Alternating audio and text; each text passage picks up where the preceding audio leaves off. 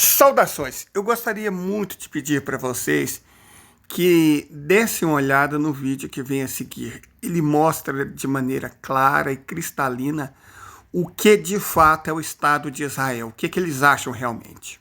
This is the most important educational facility. This is an army academy in which army officers are sent to study the Torah and the Talmud. You have rabbis teaching these lectures, and I'm just going to give you some quotes directly from the Hebrew so you can evaluate what kind of messages are being put forth and passed on. So here's Rabbi Eliezer Castiel, and this is what he has to say to his students. Due to the abolition of legal slavery, there are now deficiencies since no one is responsible for the property, right? Humans' property. With the help of God, it will return. Slavery will return. So who are going to be these slaves? The non-Jews will want to be our slaves, he says. Being the slave of a Jew is the best. They must be slaves. They want to be slaves. Instead of wandering the streets, being foolish and violent, harming one another, now his life begins. All around us, there are nations with genetic problems. Ask any simple Arab where he wants to be. He wants to be under the occupation. Why? Because they have a genetic problem. They don't know how to run a country. They don't know how to do anything. Look at the state of them. Sounds kind of racist. Yeah, he goes on. He says, yeah, of course racism exists. Are we unaware that there are different races in the world? Is it a secret? Is it untrue? What can you do? It's true. Yes, we're racists. We believe in racism. Correct. There are races in the world, and nations have genetic attributes. So it requires of us to consider how to help them. Racial differences are real, and this is precisely a reason to offer help. Wow. That's really something. This is the premier military academy. Surely this can't be the bulk of what they're teaching, right? So we move on. Here's another rabbi, Giora Redler, and what he teaches about the Holocaust, he says, the Holocaust wasn't really about killing the Jews. That's not the Holocaust. All those excuses that it was ideological or systematic, that's nonsense. Because it was out of ideology, in a way, it was more moral than if it was just people just murdering. Humanism, the whole secular culture of believing in man, that is the Holocaust, he says. The real Holocaust is to be pluralistic, to believe in man. That is called Holocaust. For many years already, God has been screaming that the diaspora is over, but people don't listen to him. And that is their disease, which must be cured by the Holocaust. Jewish people living anywhere in the world other than the state of Israel, that's a disease. And the cure for this disease is to genocide said Jews. You know, about as revisionist as you're going to get. That's pretty sickening stuff. And then he goes on. In relative terms, the logic of the Germans was internally consistent. Hitler said that a group of people, a certain group in the population, is the source of evil for all humanity. They cause evil to humanity, and therefore they must be exterminated. So let's start with the question. He says, was Hitler right or not? Seems like a pretty obvious answer, right? But you'll be surprised. He says, he is the most righteous person possible. Of course he was right in every word he said. Talking about Adolf Hitler. What does he mean by this? There is the masculine world that wages war, that is concerned with respect. And then there is the soft, moral, feminine world of turning the other cheek. And it's the Jews that carry on that tradition, trying to ruin all of humanity, and therefore they are the real enemy. He's on the wrong side, but otherwise he's 100% correct. He's saying that the correct way to be is strong, to believe that might makes right. And if you, in fact, believe in being merciful to the other, then that is the most evil thing that humanity can do. Okay? And so Hitler was incorrect in ascribing that feminine, merciful quality to Jews. That attitude to believe that might makes right and that mercy is evil, that's 100% correct, according to Rabbi Giora Redler at Israel's top military academy. Okay, David, surely, these are just, two exceptions to the rule. There must be more. Unfortunately, these aren't the exceptions. These are the rules. So we'll hear from another rabbi at that academy, Yosef Kellner. And he has a lecture on another topic. He says, to not follow the Torah and commandments is lack of morality and national treason. So if you're a Jewish person and you don't follow all the minutiae of rules and regulations written in the Talmud, then you are a traitor to the Jewish people.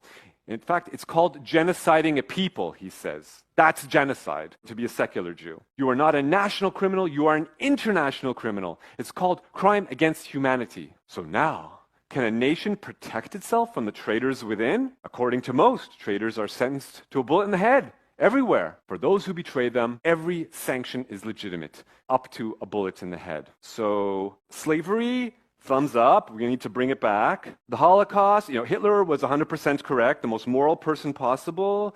And if you're a secular Jew, you are sentenced to death. You deserve to die. If I'm summarizing the ideology of the top military academy in the state of Israel. Again, you're going to say, oh, this is some outlier. Surely this academy isn't important. Surely these people are condemned. Come on. This is the headmaster of the academy, Eli Sadan. And here he is a couple years ago receiving the Israel Prize, the highest prize in the country, receiving it from the education minister. Prime Minister Benjamin Netanyahu is there congratulating him. But the headmaster did not allow Bennett, the education minister, and he did not allow Netanyahu, the prime minister, to speak to the students. The only politician he allowed to speak to the students was his favorite politician, previously the chief rabbi of the Israeli army. Now, Netanyahu just made him the most recent education minister, Rafi Peretz. What does he do now that he's our education minister? He gives a prize to who? Who does he give a prize to? This man, Yitzhak Ginsburg. Now, if you're going to remember one name, maybe just this one, because this is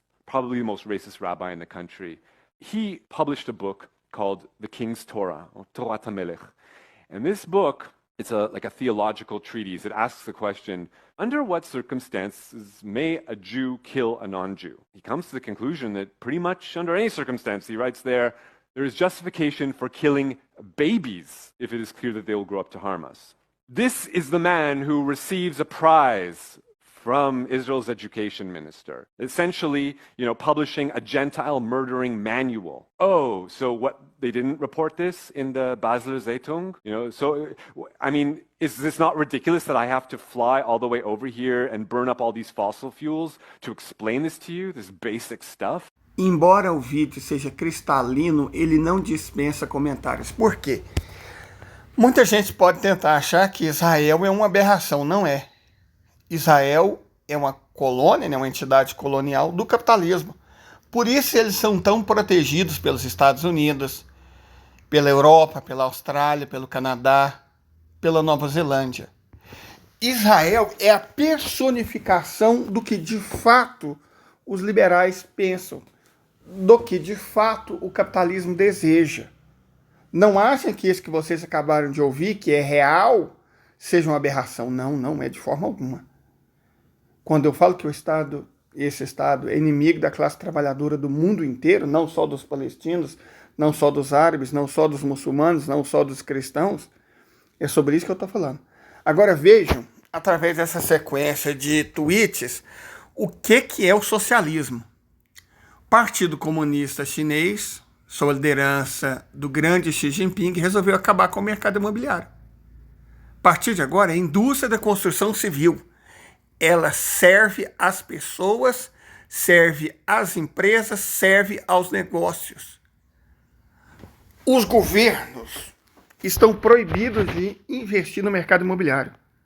O mercado imobiliário, eu já expliquei, ele sangra a economia muito mais do que o mercado financeiro.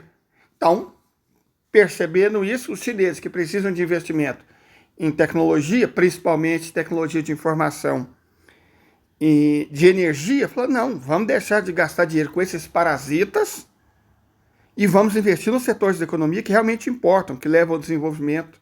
Esse CPC é isso, Chinese Party Communist, é o Partido Comunista Chinês. Perfeito? O Partido Comunista Chinês organiza agora a gestão econômica da China para acabar com esses parasitas e poder se concentrar nos verdadeiros problemas nacionais, nos verdadeiros problemas do povo.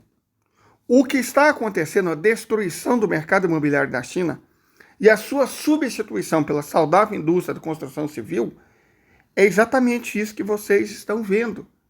É a eliminação de um setor parasita e inútil para a economia. Correto?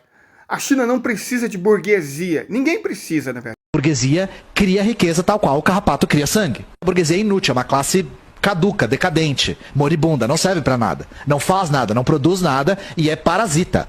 Só que a burguesia tenta justificar a própria existência. Nós sabemos que o capitalismo opera com alienação. Alienação é a separação entre o trabalhador e o meio de produção, que é controlado pela burguesia. Mas também opera com ideologia. É exatamente com a ideologia que o capitalismo tenta justificar a sua existência. Isso vamos combater.